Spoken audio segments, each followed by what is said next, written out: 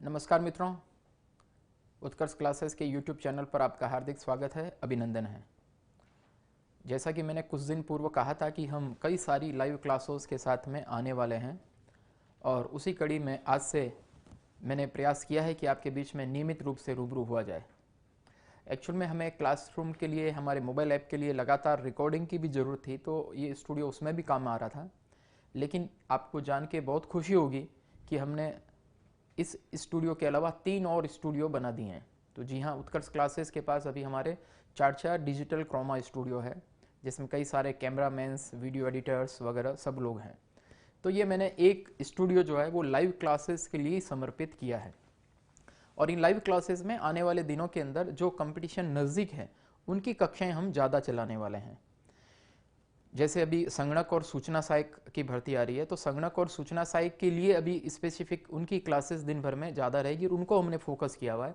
लेकिन कई क्लासें ऐसी होगी जो सबके लिए काम आएंगी। जैसे मैं अभी राजस्थान कला संस्कृति पढ़ाने वाला हूँ, वो ऑल संगणक, सूचना सहायक इत्यादि सभी बैच के विद्यार्थियों के लिए काम आएगी। इसी प्रकार वो आरएस वगैरह के लिए काम आएगी। राजस्थान का इतिहास चलेगा, जैसे राजकुमार जी सर लेंगे, है ना। भारतीय संविधान, राज व्यवस्था डॉक्टर दिनेश गहलोत सर लेंगे। शिखा मैडम ने अभी जो करण जी की क्लास ली। तो कुछ कक्षाएं ऐसी होगी जो सबके लिए कॉमन है, इसलिए आपको वो देखते रहना है लगातार। तो उत्कर्ष क्लासेस के इस यूट्यूब चैनल पे आज सुबह 9 बजे से रात को 9 बजे तक लगातार हमने लाइव क्लासेस रखी है। आने वाले दिनों में हिंदी की भी क्लास होगी, इंग्लिश की होगी, शिक्षा मनोविज्ञान की होगी, स्कूल मैनेजमेंट की होगी, सभी की कक्षाएं होने वाली है। जो क्लास चल रही है उसको आप पूरे भाव के साथ, पूरी आत्मीयता के साथ, पूरे दिमाग के साथ देखिए। जो क्लास नहीं चल रही है उसके लिए बहुत ज़्यादा कमेंट करना, चिंता करना वो मत कीजिए। क्लियर मित्रों, आज मैं राजस्थान की कला संस्कृति का एक बहुत ही इंपॉर्टेंट टॉपिक लेने जा रहा हूँ और एक टॉपिक वाइज, कई तो ऐसे होंगे मैं मिक्स में ही पढ़ाऊंगा, लेकिन आज मैं एक टॉपिक को शुरू करूँगा और अगले 1 घंटे हम उस टॉपिक को पढ़ने वाले हैं। और उस टॉपिक से रिलेटेड प्रश्न जो हैं 5 से 10 प्रश्न केवल उस एक टॉपिक से रिलेटेड पूछते हैं और मैं कई सारी जानकारी उस टॉपिक से रिलेटेड आपको देने वाला हूँ। तो मित्रों, आज जो मैं टॉपिक राजस्थान कला संस्कृति का लेने वाला हूँ, सबसे इम्पोर्टेंट टॉपिक वो मैं लूँगा। कुछ बच्चे नमस्कार कर रहे हैं, आप सभी को मेरा प्रणाम है। सभी का मैं कमेंट्स देख पा रहा हूँ, तो सभी को मेरा नमस्कार, राम राम, जय श्री राम सबको, थैंक यू। तो देखिए, पहले टॉपिक देखते हैं, बीच में मैं आपसे प्रश्न पूछूंगा। तो हाँ, दिनेश चौधरी जी टॉपिक वाइज लेंगे, चिंता मत कीजिए। मैं अभी पहले राजस्थान के त्योहार ये टॉपिक लेने वाला हूँ। मित्रों, त्योहार टॉपिक पढ़ने से पहले आपको कुछ भारतीय महीनों के नाम पता रहना चाहिए। पहले मैं हेडिंग लगा देता हूं, जो टॉपिक मैं लेने वाला हूं, राजस्थान के प्रमुख त्योहार। क्लियर। तो सबसे पहले त्योहार याद करने के लिए आपको भारतीय महीनों के नाम आने चाहिए। अगर भारतीय महीनों के नाम नहीं पता है तो आप त्योहार को रटना पड़ेगा, याद नहीं होगा। तो मेरे साथ सब लोग कमेंट में जल्दी जल्दी से टाइप करते रहे, रिप्लाई देते रहें। भारतीय महीनों के नाम, सबसे पहला नाम कौन सा है जी? चैत्र। दूसरा, बिल्कुल सही बोल रहे हैं कई लोग, वैशाख। फिर ज्येष्ठ,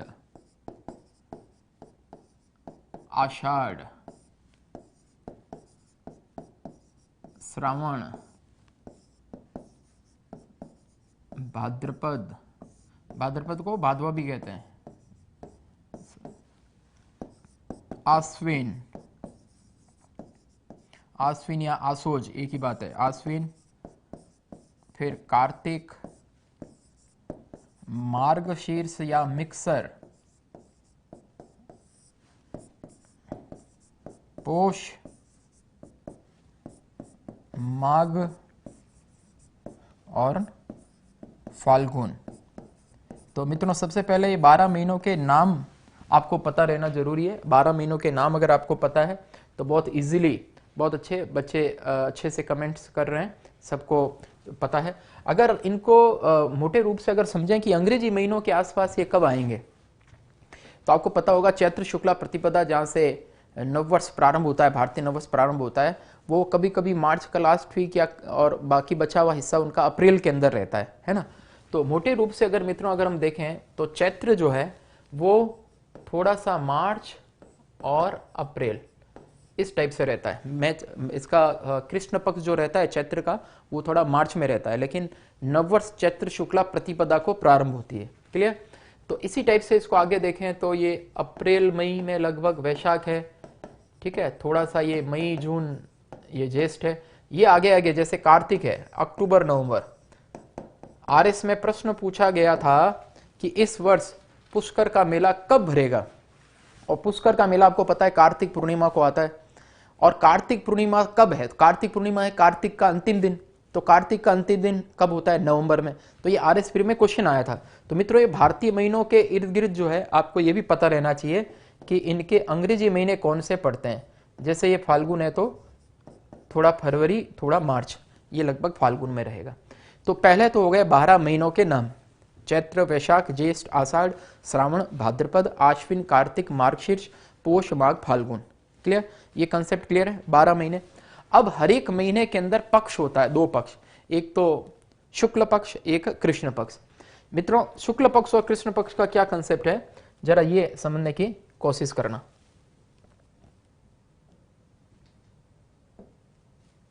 शुक्ल पक्ष और कृष्ण पक्ष का कंसेप्ट समझने की कोशिश करना।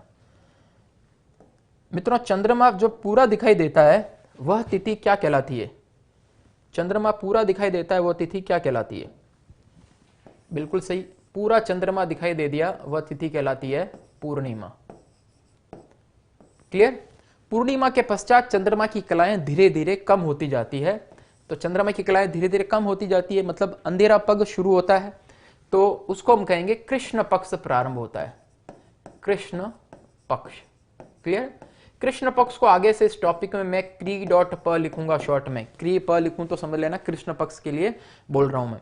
तो कृष्ण पक्ष की कुल 1 से 14 तारीख होती है, और कृष्ण पक्ष की 15वीं तिथि को चंद्रमा बिल्कुल भी नहीं दिखाई देता है, एकदम ब्लैकिश है, बिल्कुल नहीं दिखाई देता है। और वह तिथि चंद्रमा बिल्कुल नहीं दिखाई देता है उसको कहते हैं मित्रों क्या?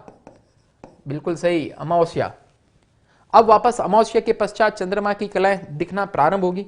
तो अमावस्या के पश्चात जो चंद्रमा की कलाएं दिखना प्रारंभ होगी इसका मतलब शुक्लता प्रारंभ हो रही है, शुक्लता प्रारंभ हो रही है मतलब शुक्ल पक्ष, चांदना पक्ष जिसको हम कहेंगे, तो शुक्ल पक्ष प्रारंभ हो जाएगा, शुक्ल पक्ष। शुक्ल पक्ष को आगे से इस टॉपिक में मैं शू डॉट प से शो करूंगा। क्लियर? और 1 से 14 तारीख इनकी रहेगी शुक्ल पक्ष की, और वापस शुक्ल पक्ष की 15वीं तिथि को पूरा चंद्रमा दिख जाएगा, तो वो रहेगा पूर्णिमा का महीना।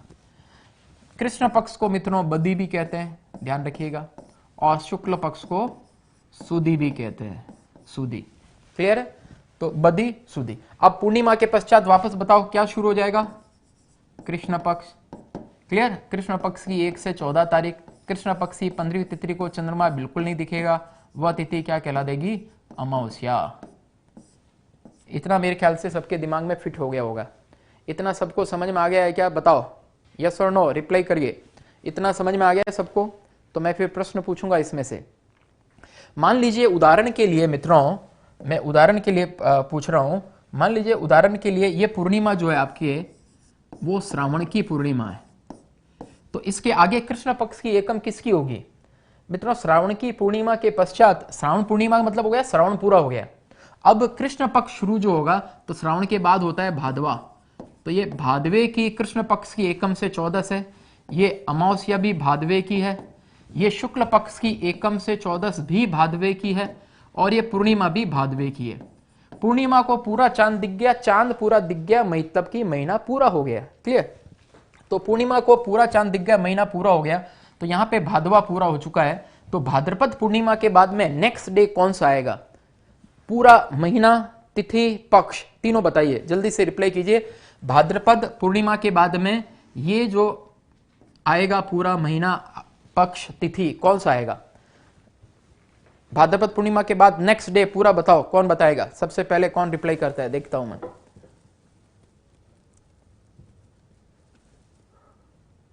परी मोइल कह रहे हैं डार्क कलर कीजिए, डार्क कलर भी कर देंगे। अभी पूरा उत्तर नहीं दे पा रहे हैं कोई भी। हाँ, कोमल ने सही बताया, आसोज की कृष्ण पक्ष की एकम, बिल्कुल सही, कई बच्चों ने सही जवाब दिया है, बिल्कुल सही। तो ये जो है भादवे के बाद में आश्विन या आसोज, उसकी कृष्ण पक्ष की एकम ये रहेगी। क्लियर है? तो सिंपल सा मैं कुछ चीज आपसे पूछना चाह रहा हूं, उसका लेके आप मुझे रिप्लाई करेंगे। क्लियर? रिप्लाई करेंगे।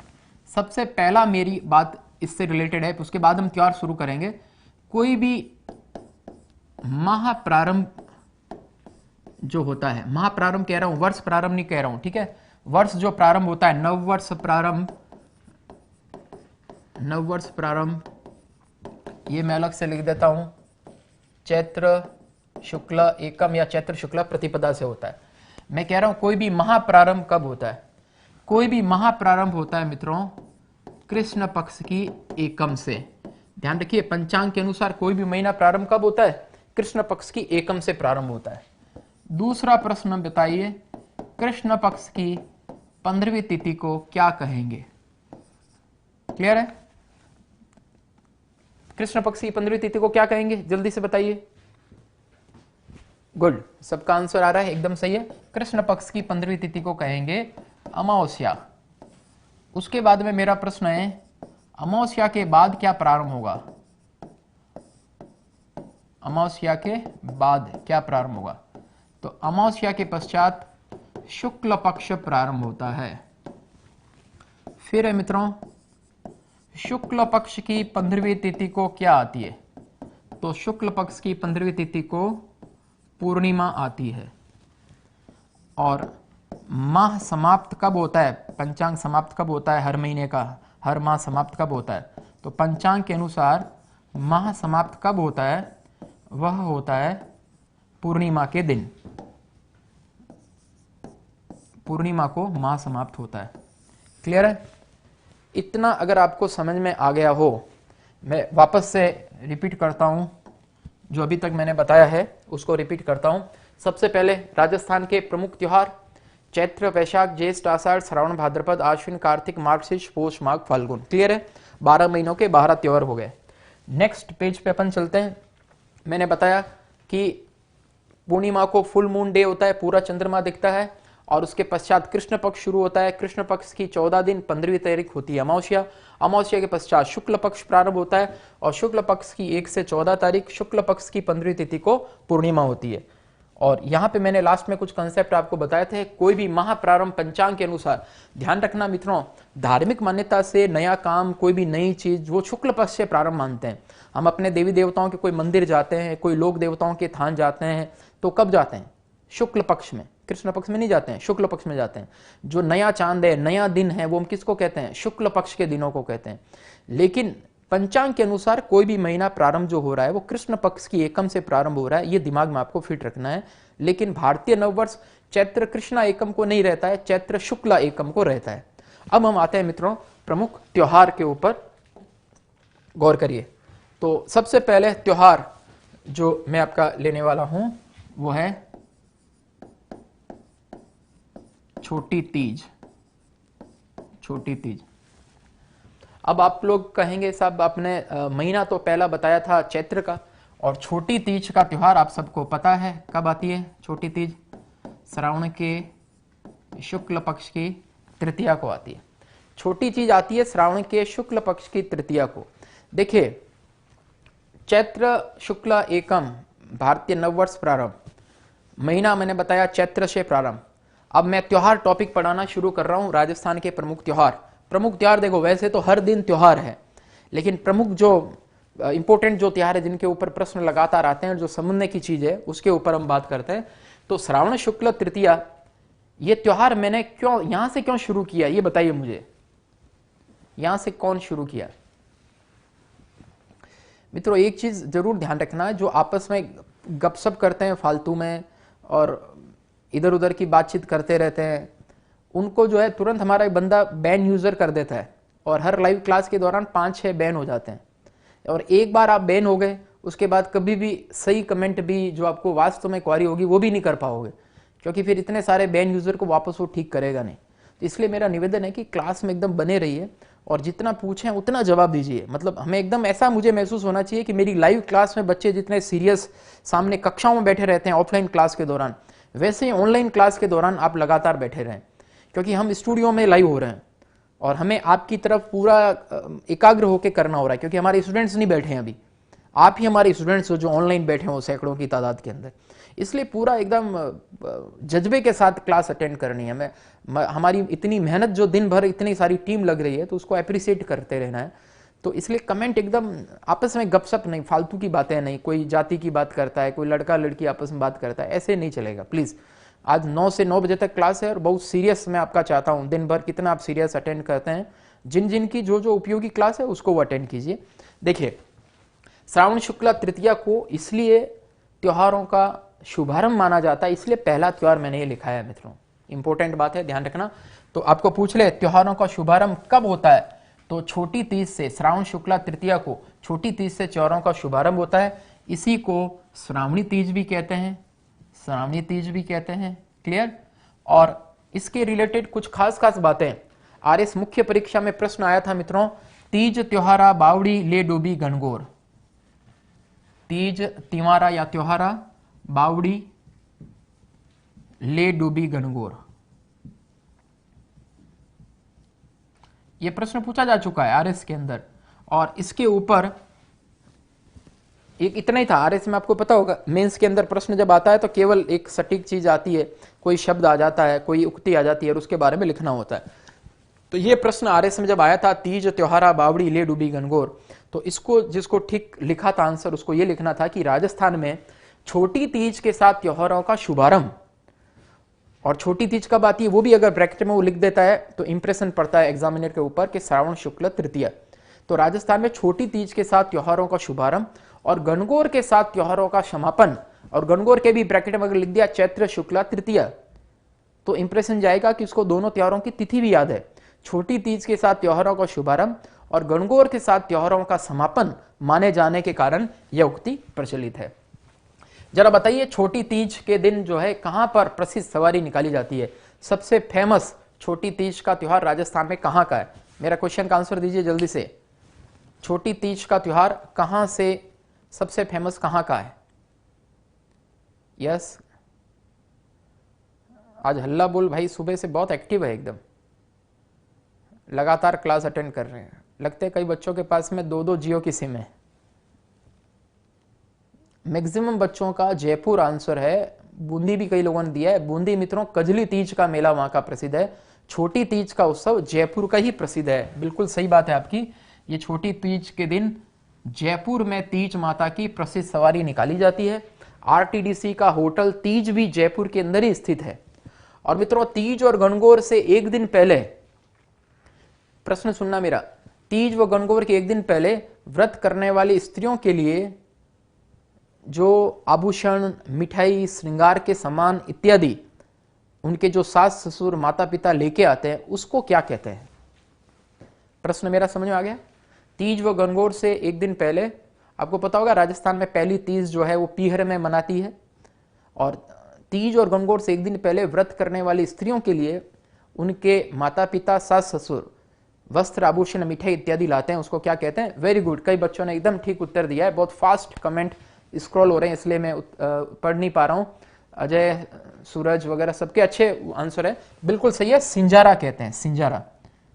ये भी प्रश्न पूछे जाने योग्य प्रश्न है, आपको आरएस मुख्य परीक्षा में पूछ सकता है। सिंजारा लिख के इसके ऊपर 20 वर्ड्स में टिप्पणी लिखने को बोल दे, तो कहेंगे कि राजस्थान में छोटी तीज व गणगौर से एक दिन पूर्व व्रत करने वाली स्त्रियों के लिए उनके माता पिता, सास ससुर जो वस्त्र, आभूषण, श्रृंगार का सामान, सिंजारा बेसिकली श्रृंगार, श्रृंगार से बना है सिंजार, तो जो ले जाते हैं उसको कहते हैं सिंजारा। क्लियर है? छोटी तीज का त्योहार हो, चाहे गणगौर का हो, चाहे बड़ी तीज हो, चाहे करवा चौथ हो, ये त्योहार आपको पता होगा कि किस लिए मनाया जाता है। तो कुंवारी स्त्रियां श्रेष्ठ पति के वरण के लिए, श्रेष्ठ पति उनको मिले इसके लिए करती है, और सुहागिन स्त्रियां अपने सुहाग की दीर्घायु के लिए व्रत रखती है। तो ये पहला त्योहार हमारा छोटी तीज का, वो मैंने आपको अभी डिटेल से समझाया है। नेक्स्ट आगे की तरफ बढ़ते हैं। छोटी तीज के पश्चात नेक्स्ट त्योहार कौन सा, देखिए दूसरा। तो अभी नेक्स्ट छोटी तीज के बाद में जो प्रमुख त्योहार है मित्रों वो है रक्षाबंधन। रक्षाबंधन, और रक्षाबंधन, जिसको कि श्रावण पूर्णिमा के दिन जो आता है रक्षाबंधन का त्योहार,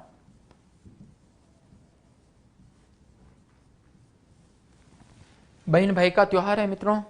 और रक्षाबंधन के दिन आपको पता है कि बहन भाई को राखी बांधती है, भाई बहन को उपहार देता है।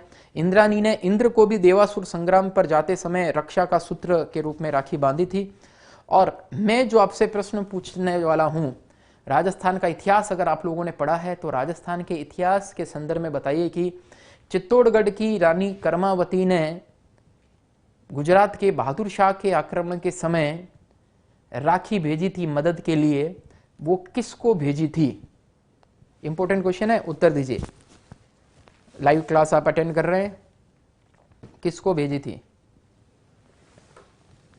कुलवंत सिंह का आंसर सबसे पहले आ गया है, और विक्रम, शैलजा, रिद्धि, बहुत अच्छा, सबने ठीक बताया एकदम। आप तो सब होशियार बच्चे हो भाई। तो हुमायूं ही सही आंसर है, हुमायूं को मदद के लिए राखी भेजी थी। और इसी को मित्रों नारियल पूर्णिमा भी कहते हैं। नारियल पूर्णिमा, समुद्र के किनारे जो है नारियल के पेड़ खूब रहते हैं इन दिनों में, उसकी भी पूजा अर्चना की जाती है, नारियल पूर्णिमा भी कहते हैं। और अमरनाथ यात्रा जो है,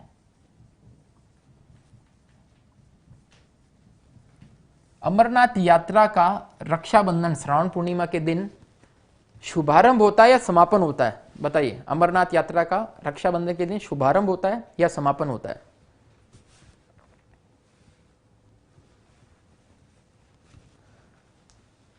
शुभारंभ या समापन? अमरनाथ यात्रा पता है, पवित्र शिवलिंग होता है, बर्फानी शिवलिंग बनता है।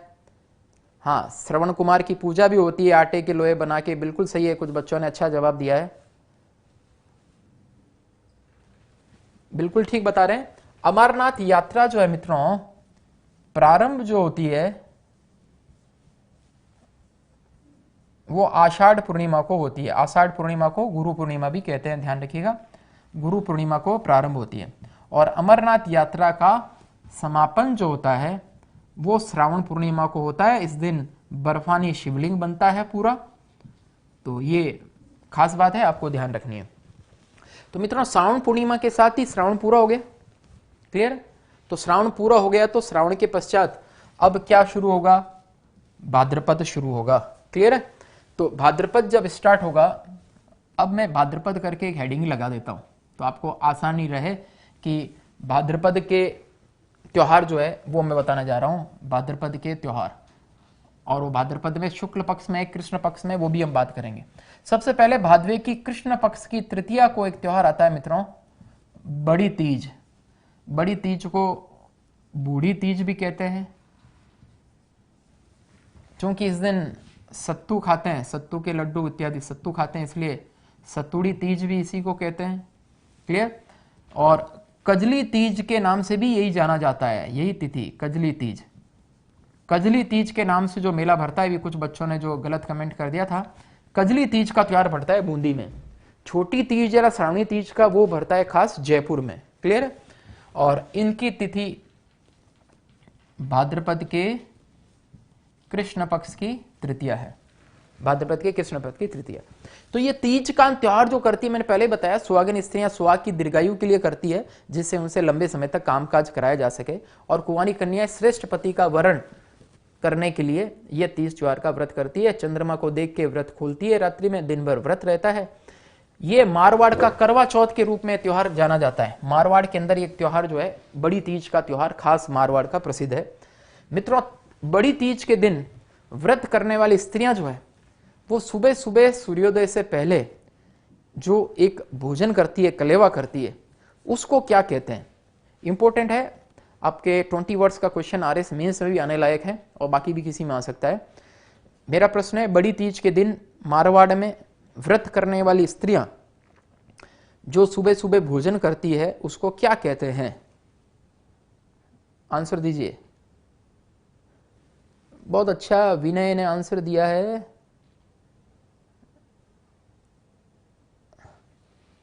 बिल्कुल सही है, काफी बच्चों ने सही उत्तर दे दिया। धमोली इज राइट आंसर है, धमोली। धमोली ध्यान रखना, धमोली के बारे में अगर आपको पूछ ले 20 वर्ड्स, आरएस मीन्स जिन्होंने लिखा है ना उनको पता होगा। धमोली दे दिया, बेवान दे दिया, पुष्टि मार्ग, पिछवई, है ना, सांझी, ऐसे ऐसे शब्द दे देगा और उसके बारे में 20 वर्ड्स में लिखना है।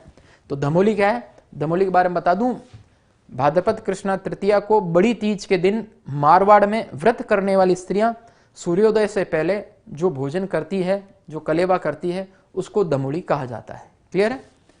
और इस दिन नीम की भी पूजा होती है, नीम, टीटो बीटो सबको याद होगा। नेक्स्ट, बड़ी तीज के दिन, ये हो गया। बड़ी तीज के बाद में बात करते हैं मित्रों ऊब छठ। ऊब छठ, इसी को चंद्र षष्ठी व्रत भी कहते हैं और ये आती है मित्रों भाद्रपद के कृष्ण पक्ष की छठ को। भाद्र की कृष्ण पक्ष की छठ को ऊब छठ आती है। ऊब छठ का मतलब क्या हो गया, ऐसी छठ जिसमें ऊबा रहते हैं, ऊबा रहते हैं। ऊबा रहने का मतलब क्या है, खड़ा रहना, मारवाड़ी शब्द है ऊबा रहना, मतलब खड़ा रहना। तो ऊब छठ, तो ऊब छठ का त्योहार भी सुहागिन स्त्रियां सुहाग की लंबी उम्र के लिए करती है। क्लियर? ऊब छठ के त्योहार के दिन भी रात्रि में चंद्रमा को अर्घ लगा के व्रत खोला जाता है, उसके बाद भोजन किया जाता है। लेकिन ये त्योहार जो है, ये छोटी तीज, गणगौर और करवा चौथ के त्योहार से भी थोड़ा सा इसमें एडिशनल और कठिन बात क्या है, उबा रहना। उबा रहना कब से उबा रहना, सूर्यास्त के पश्चात, सूर्यास्त के पश्चात। मित्रों इस त्योहार के दिन जो है सूर्यास्त के पश्चात व्रत करने वाली स्त्रियां खड़ी रहती है, बैठती नहीं है, बैठ गए तो व्रत टूट जाएगा। खड़ी रहती है, घूमती रहती है, मंदिरों में दर्शन करती है और फिर रात्रि में चंद्रमा दिख जाए तो फिर चंद्रमा को देखने के पश्चात फिर व्रत खोलेगी, फिर चंद्रमा को छींटे मीटे लगा के फिर व्रत खोलेगी। तो ये ऊब छठ का त्योहार भाद्रपद कृष्ण पक्ष की छठ को आता है और इसको चंद्र षष्ठी व्रत ये भी कहते हैं, ध्यान रखना। किसी बार अगर ऐसा हो गया चंद्रमा दिखा ही नहीं, अगर ऐसा हो गया चंद्रमा दिखा ही नहीं तो फिर क्या करेंगे, तो फिर सिस्टम यह है त्योहार के अंदर कि चंद्रमा न दिखे तो अगले दिन सुबह सूरज को देख के फिर व्रत खोलना पड़ता है, सूरज को देख के। आप में से जो मारवाड़ से जुड़े हुए हैं उनको अगर पता हो वर्ष 2006 के अंदर क्या हुआ था, वर्ष 2006 के अंदर रात भर तक चंद्रमा दिखा ही नहीं और अगले दिन सूरज भी जाके कब दिखा पता है, सुबह 11 बजे, सुबह 11 बजे सूरज जाके दिखा। हालत खराब हो गई कई तीजड़ियों की, कई की हालत खराब हो गई, हॉस्पिटल भर्ती होना पड़ गया, रात भर भूखा रहे। अपने देखो त्योहार जो है ना, जैसे भारतीय संविधान जितना कठोर है उतना लचीला है, वैसे अपने त्योहार जो है जितने कठोर है उतने लचीले भी हैं। तो उस दिन रात्रि भर चंद्रमा दिखाई नहीं तो क्या करे, तो कई पति बेचारे बड़े परेशान हुए, कैसे पत्नी बेचारी रात भर खड़ी रहेगी तो इसका क्या होगा, और इसका तो होगा जो होगा, अगले दिन हमारा क्या होगा। ऐसा सोच के कई पति बेचारे फोन किए, सत्य घटना पे आधारित बात बता रहा हूं मैं। तो कई पति फोन किए पंडितों को, पंडित जी बताइए क्या करें, रात भर खड़ी रहेगी तो क्या होएगा, इसका चंद्रमा तो दिख ही नहीं रहा है, बारिश आ रही रात भर। तो पंडित जी ने कहा कि देखिए अगर ये झूले पे झूलते हुए सो जाए, बैठ जाए, तो व्रत टूटा हुआ नहीं माना जाएगा, बैठा हुआ नहीं माना जाएगा। अब यार झूले पे बैठ गई तो बैठ गई ना, पर नहीं, वो पंडित जी के अनुसार पृथ्वी की गुरुत्वाकर्षण शक्ति से बाहर निकल गई, जो भी है। तो ऐसा करके पंडित जी का ये एकदम वायरल हो गया मैसेज। तो अब पति बेचारे एकदम खुश हो गए और झूला तो हर घर में था नहीं, तो क्या किया कि पंखे के एक हुक से दूसरे हुक साड़ी लटकाई, भीतर पत्नी को बिठाया और पति बेचारा रात भर झूला दे रहा है। समझ गए? ये वर्ष 2006 की सत्य घटना बता रहा हूं। देखो कुछ बच्चे कमेंट कर रहे हैं आपके साथ भी हुआ क्या, भैया स्वयं पर घटित घटना नहीं बोला है, सत्य घटना बोला है, ध्यान रखिए। तो ये वर्ष 2006 में बताया मैंने। तो ऊब छठ नाम से स्पष्ट है मित्रों, उबा रहना मतलब खड़े रहना, और छठ का मतलब होता ही 6 है, तो भादवे की कृष्ण पक्ष की छठ को ऊब छठ आती है। क्लियर? इसी को चंद्र षष्ठी व्रत भी कहते हैं। हल षष्ठी भी यही है, ध्यान रखना, बलराम जी का जो जन्म दिवस जो है वो भी यही है। इसके पश्चात बात करते हैं भगवान श्री कृष्ण की अष्टमी, कृष्ण जन्माष्टमी, कृष्ण जन्माष्टमी, और ये आती है भाद्रपद की कृष्ण पक्ष की अष्टमी को, भादवे की कृष्ण पक्ष की अष्टमी को आती है कृष्ण जन्माष्टमी। क्लियर है? भगवान श्री कृष्ण का जन्म तो इस दिन हुआ ही है, सबको पता ही है, और भगवान श्री कृष्ण तो पूरे भारत के देवता है। तो जो भारत स्तर पे, क्योंकि हम राजस्थान के वार त्योहार पढ़ रहे हैं तो भारत स्तर के हैं, उनके प्रश्न राजस्थान के कंपटीशन में कम रहेंगे। तो मित्रों कृष्ण जन्माष्टमी के दिन और क्या खास बात है उसके ऊपर हम फोकस होते हैं। तो कृष्ण जन्माष्टमी के दिन दो और महापुरुषों का जन्म दिवस आता है। एक तो मित्रों जाम्बू जी का, जो विष्णुई संप्रदाय के प्रवर्तक हैं, उनका जन्म दिवस इसी दिन आता है। और एक मांगल्या इष्ट जाति के देवता है मेह जी, उनका जन्म दिवस भी इसी दिन आता है। मेरा प्रश्न यह है कि जाम्बू जी का जन्म कहां हुआ था और मेहा जी का जन्म कहां हुआ था? दोनों की जन्म स्थली कौन मैसेज करेंगे? देखते हैं, जल्दी से कमेंट कीजिए। जाम्बू जी का जन्म कहां हुआ और मेहा जी का जन्म कहां हुआ?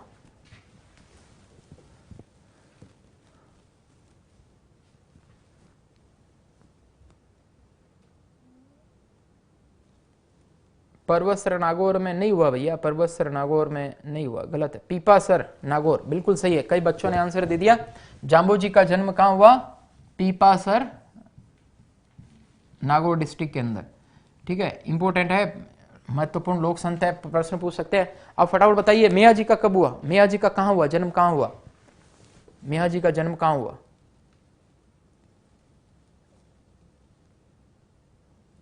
पीपासर हो गया, पीपासर बापीणी गांव, राजेंद्र जी ने सही उत्तर दे दिया, बिल्कुल सही है।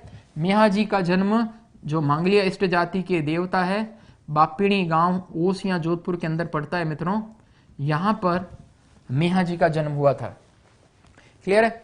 कृष्ण जन्माष्टमी के दिन ही जाम्बू जी का भी जन्म हुआ, भाद्रपद कृष्णाष्टमी के दिन ही मेहा जी का भी जन्म हुआ। और कृष्ण जन्माष्टमी के दिन ही मित्रों एक उर्स भी भरता है। और किसका उर्स? तो शक्कर पीर बाबा का उर्स, शक्कर पीर बाबा, शक्कर पीर बाबा का जो ये उर्स भरता है, ये कृष्ण जन्माष्टमी के दिन मतलब भाद्रपद कृष्णाष्टमी को भरता है। ये तो मैंने बता ही दिया। प्रश्न मेरा है कहां भरता है? जीके चेक कर रहा हूं मैं आपका। शक्कर पीर बाबा या शक्कर पीर बादशाह का उर्स कहां भरता है? बिल्कुल दिनेश चौधरी जी सही बता रहे हैं। नरड के पीर खेत गुजरती भी सही बता रहे हैं, बिल्कुल सही, एकदम नरड के पीर, बिल्कुल सही आप सब बता रहे हैं। तो इनको नरहड़ के पीर भी कहते हैं। और नरहड़ के पीर, और नरहड़ जगह कहां है? और नरहड़ जगह है चिड़ावा झुंझुनू में, चिड़ावा झुंझुनू, झुंझुनू। ठीक है, तो यहां पे शक्कर पीर बाबा का उर्स ये भरता है। बहुत भारी मेला आयोजित रहता है, सबको आपको पता है। अच्छा, मेरा प्रश्न यह है, आप में से कितने लोग उसका जवाब दे पाते हैं? अभी मैं चेक करता हूं। प्रश्न मेरा यह है कि उर्स होता क्या है? व्हाट इज उर्स? उर्स का शाब्दिक अर्थ बताओ, इसका शाब्दिक अर्थ कौन बताएगा? जितने लोग अभी लाइव से जुड़े हुए हैं सभी इसको लाइक करते रहें लगातार। जितने लोग हैं लाइक करते रहें। आपके दिन भर में आज कितने लाइक्स होते हैं उसके आधार पे हमें पता चलेगा कि आपको कक्षाएं पसंद आ रही है कि नहीं आ रही है। और YouTube पेज को सब्सक्राइब भी करते रहें। उर्स का शाब्दिक अर्थ देखो कितने लोग सही बताते हैं। कुछ लोग बता रहे हैं मेला, विवाह, डेथ,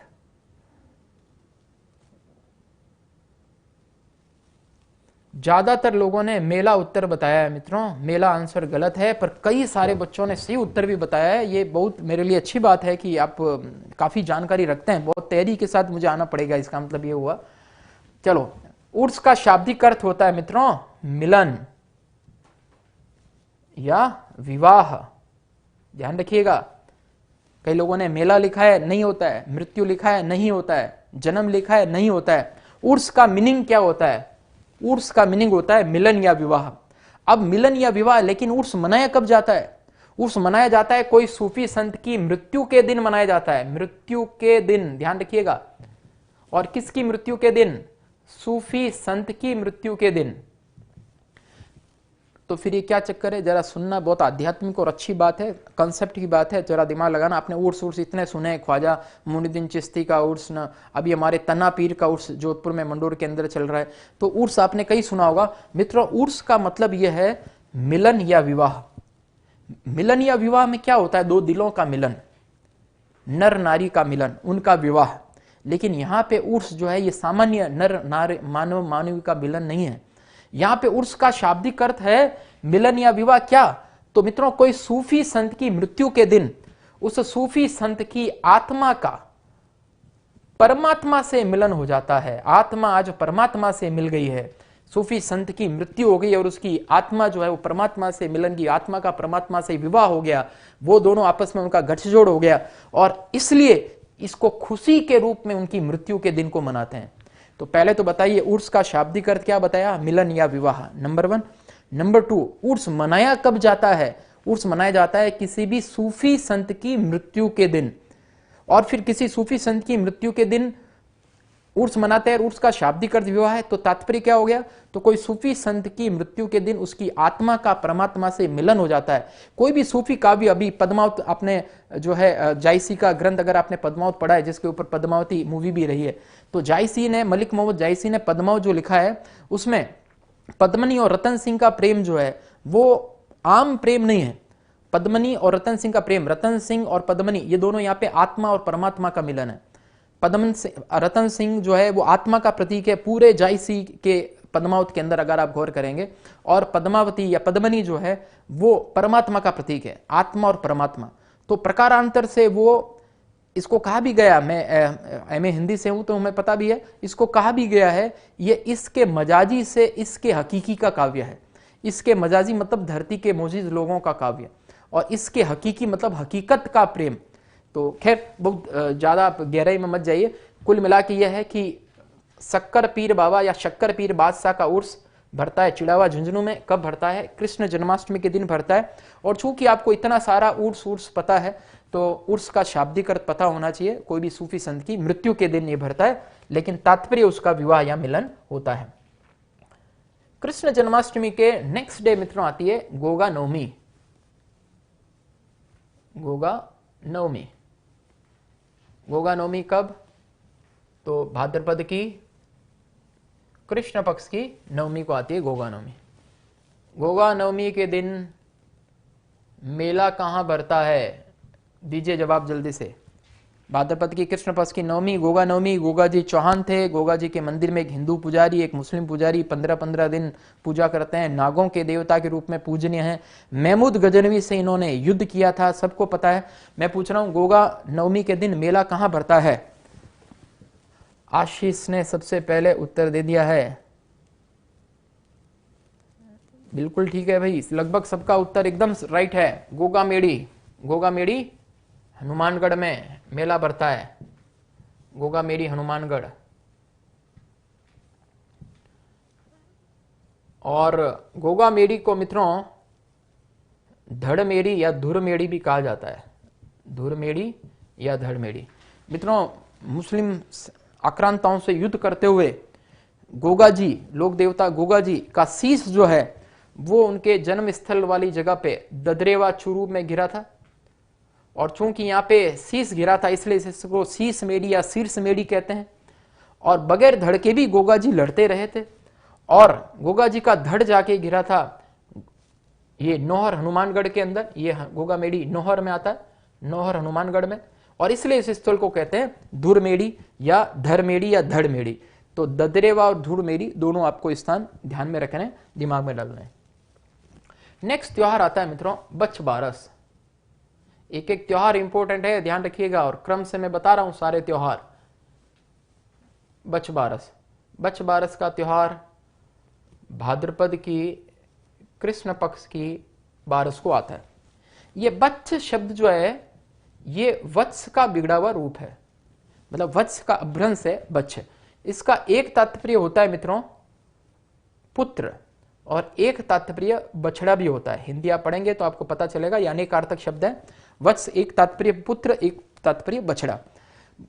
बच्छ बारस के दिन पुत्रवती स्त्रियां अपने पुत्र की मंगल कामना के लिए व्रत रखती है, नंबर 1। और दूसरी, इस दिन गाय की उसके बछड़े सहित पूजा की जाती है। तो ये दो प्रमुख बातें हो गई। इस दिन मित्रों भोजन के अंदर चाकू से कटी वस्तुओं का प्रयोग नहीं किया जाता है। कुछ भी चाकू से कटी वस्तुओं का प्रयोग नहीं करते। अलग से प्रश्न पूछ लेंगे किस त्योहार के दिन भोजन में चाकू से कटी वस्तुओं का प्रयोग वर्जित है? तो बच्छ बारस के दिन। इस दिन मूंग, मैठ, गेहूं युक्त अंकुरित भोजन जो है, चने युक्त अंकुरित भोजन ग्रहण किया जाता है। और दूसरी खास बात बछ बारस के दिन की यह है कि गाय के दूध से बनी वस्तुओं का सेवन भी इस दिन नहीं किया जाता है, क्योंकि गाय और उसकी बछड़े की पूजा होती है और उस दिन गाय का दूध उसके बछड़े के लिए भाई, ये मान्यता है। तो ये बछ बारस का त्योहार भाद्रपद की कृष्ण पक्ष की बारस को मनाया जाता है। क्लियर? उसके बाद में बारस चल रहा है तो कृष्ण पक्ष पूरा हो जाएगा और भादवे के दिन अमावस्या, सतिया अमावस्या मनाई जाती है। भादवे की अमावस्या आपको पता ही है, रानी सती का मेला जो यहां पे भरता था, लेकिन 1987 के देवराला सती कांड के पश्चात सती प्रथा, महिमा मंडल, उनके मेले इत्यादि सब पे रोक लग चुकी है। लेकिन फिर भी आपको भाद्रपद अमावस्या को सतिया अमावस्या आती है, इतना आपको याद रखना पड़ेगा। क्लियर? सतिया अमावस्या। अब बात करते हैं मित्रों बाबारी बीज। लोक देवता बाबा रामदेव जी की जयंती, बाबा रामदेव जी की जयंती मतलब जन्म का दिवस हो गया, और ये भाद्रपद की शुक्ल पक्ष की द्वितीया को, ठीक कर देता हूं, भाद्रपद की शुक्ल पक्ष की द्वितीया को बाबा रामदेव जी की जयंती मनाई जाती है।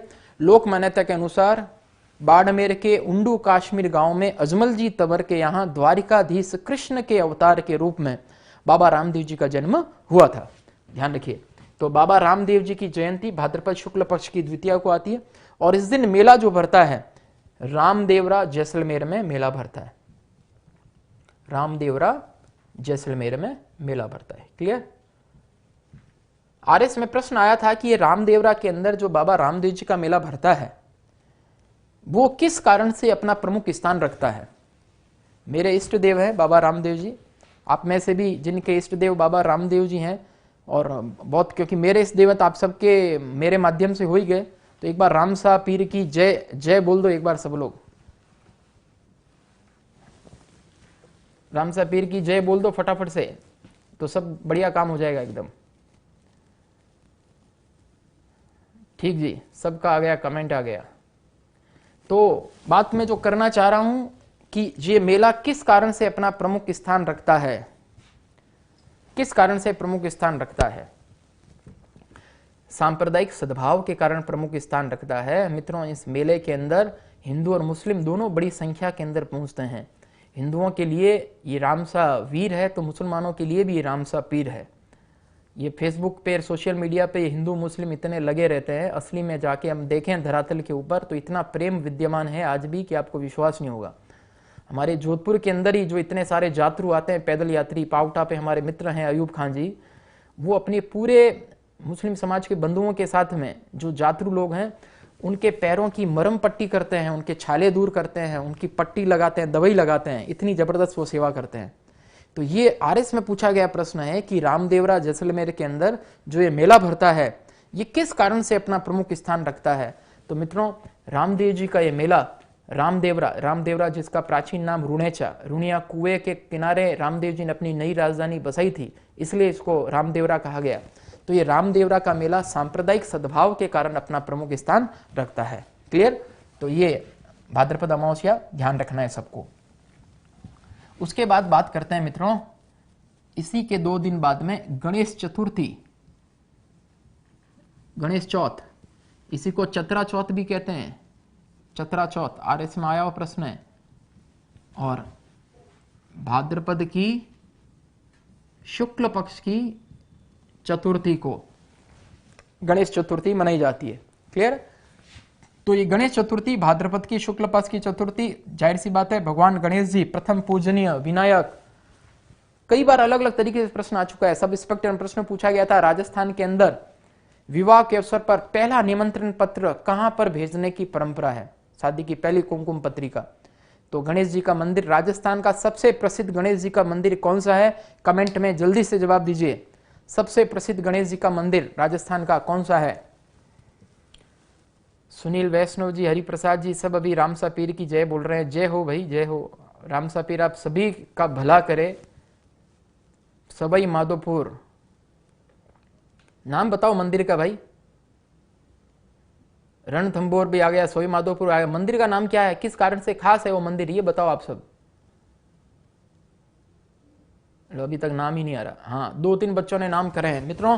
त्रिनेत्र गणेश मंदिर, त्रिनेत्र गणेश मंदिर, यहाँ पे गणेश जी की स्वयंभू प्रतिमा है। रणथंबोर के किले के अंदर ये मंदिर स्थित है और 3 आंखों वाला गणेश जी का मंदिर है, इस कारण से खास है। जैसे बीकानेर में हैरम गणपति मंदिर है, वहां पे गणेश जी शेर पर सवार है, सिंगारूढ़ गणपति मंदिर है, इसलिए वो खास है। तो गणेश जी का ये त्रिनेत्र गणेश मंदिर रणथंबोर सवाई माधोपुर के अंदर स्थित है। क्लियर है? और ये प्रथम पूजनीय देवता है, प्रथम पूजनीय। आरटीडीसी का होटल विनायक पूछ ले कहां पर है।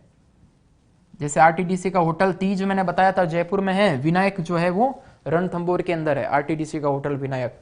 तो गणेश चतुर्थी के दिन ही पहला निमंत्रण पत्र गणेश जी को भेजने की परंपरा है। बहुत प्रसिद्ध गणेश उत्सव आपको पता है, लोकमान्य बाल गंगाधर तिलक जो है उन्होंने महाराष्ट्र के अंदर ये प्रारंभ किया था और आजकल सब जगह पे बड़े धूमधाम से जो है गणेश चतुर्थी का त्योहार मनाया जाता है। नेक्स्ट आगे बढ़ते हैं हम ऋषि पंचमी का त्योहार लेके। ऋषि पंचमी, ऋषि पंचमी आती है मित्रों भाद्रपद की शुक्ल पक्ष की पंचमी। भादवे की शुक्ल पक्ष की पंचमी को जो ऋषि पंचमी का त्योहार आता है मित्रों, ये जाने अनजाने हुए पापों को धोने के लिए, जाने अनजाने हुए पापों का प्रक्षालन के लिए यह व्रत किया जाता है। जाने अनजाने हुए पापों को धोने के लिए यह व्रत किया जाता है। क्लियर है? तो ऋषि पंचमी का व्रत जो है जाने अनजाने हुए पापों को धोने के लिए किया जाता है, सबको ध्यान में रखना चाहिए। और इसी दिन माहेश्वरी व कायस्थ समाज के लोग रक्षाबंधन मनाते हैं। तो एक तो रक्षाबंधन श्रावण पूर्णिमा के दिन मनाया जाता है, आपको पूछ ले श्रावण पूर्णिमा के अलावा रक्षाबंधन कब मनाया जाता है, तो माहेश्वरी व कायस्थ समाज के लोग ऋषि पंचमी भाद्रपद शुक्ल पंचमी के दिन जो है वो रक्षाबंधन का त्योहार मनाते हैं। क्लियर है मित्रों? अगले त्योहार जो है मैं कल आपको और पढ़ाने वाला हूं। कल मैं आपके समक्ष त्योहार टॉपिक कंटिन्यू करूंगा, बहुत इंपॉर्टेंट टॉपिक है। बाकी कई टॉपिक में मिक्स में भी चर्चा करूंगा, कभी कोई चित्रकला, कोई लोक देवता प्रमुख लेके। और आर्ट कल्चर लगातार मैं चाहूंगा कि मैं आपके बीच में आर्ट कल्चर की क्लासेस लगातार लेके आऊं। मित्रों इन दिनों के अंदर आपको हमें एक विशेष प्रकार का आशीर्वाद दुआएं देनी है, क्योंकि आपने गौर किया होगा कि YouTube पे कुछ लाइव क्लासेस चलती है। 3-4 चैनल्स हैं जो YouTube पे लाइव क्लासेस चलाते हैं कुछ घंटे, कई लोग दिन भर भी चलाते होंगे, लेकिन जनरली वो बैंक एसएससी के लिए फोकस हैं और बेसिकली वो कोचिंग सेंटर्स नहीं है।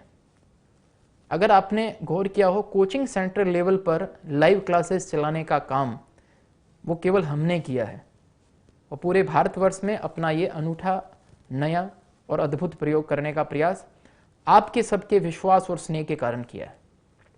अब आपका दायित्व बनता है कि अपना YouTube चैनल ज़्यादा से ज़्यादा लोगों के बीच में जाए, उसको ज़्यादा से ज़्यादा आप लोग शेयर करें, इसको लाइक करें। ये शेयर और लाइक करने से मुझे बहुत ज़्यादा प्रभाव नहीं पड़ेगा, लेकिन जो मेरे दिन भर में और जो साथी लोग जो आपके बीच में आके लेक्चर्स देने वाले हैं, इतनी मेहनत के साथ में आएंगे, आप तो ये तो मान के चलेंगे कि कोचिंग क्लास के अंदर लेक्चर देने से ज़्यादा टेढ़ा काम, ज़्यादा मेहनत का काम स्टूडियो में ऐसे रूबरू क्लास देना है, और वो भी लाइव। एक लाइव का एक अलग टाइप का प्रेशर रहता है, या कुछ फैक्ट वगैरह इधर उधर हो गया कर गया तो बच्चे क्या सोचेंगे लाइव के दौरान कि देखो इनको कुछ आता नहीं है, कम आता है। तो इन प्रेशर के साथ में इतनी मेहनत करके सारे टीचर्स दिन भर में आएंगे और हमारा 12 घंटे चलाने की योजना है, हमारा प्रोडक्शन का स्टाफ पूरा उसमें लगा हुआ है, तो उसमें आप लोगों की दुआएं चाहिए। आप भी अपने इष्ट देवी देवताओं से हमारे लिए दुआएं कीजिए कि ये जो हम 12 घंटे की लाइव क्लासेस आपके बीच में सुबह 9 से रात को 9 आज शुरू किए हैं, वो ईश्वरी कृपा से कंटिन्यूस चलते रहें।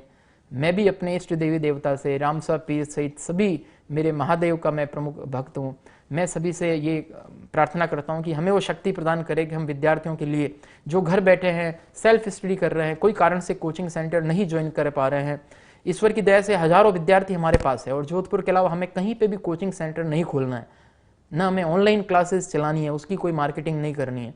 तो ये केवल विद्यार्थियों की सेवा करने के लिए, बाकी स्टूडेंट्स जो आप जुड़े में उनको पता है विद्यार्थियों की भगवान दया से कोई कमी नहीं हमारे पास, और हमें कोई और जगह पे ना तो फ्रेंचाइजी देनी है, ना ऑनलाइन क्लास की फ्रेंचाइजी देनी है, ना कोई और काम करना है।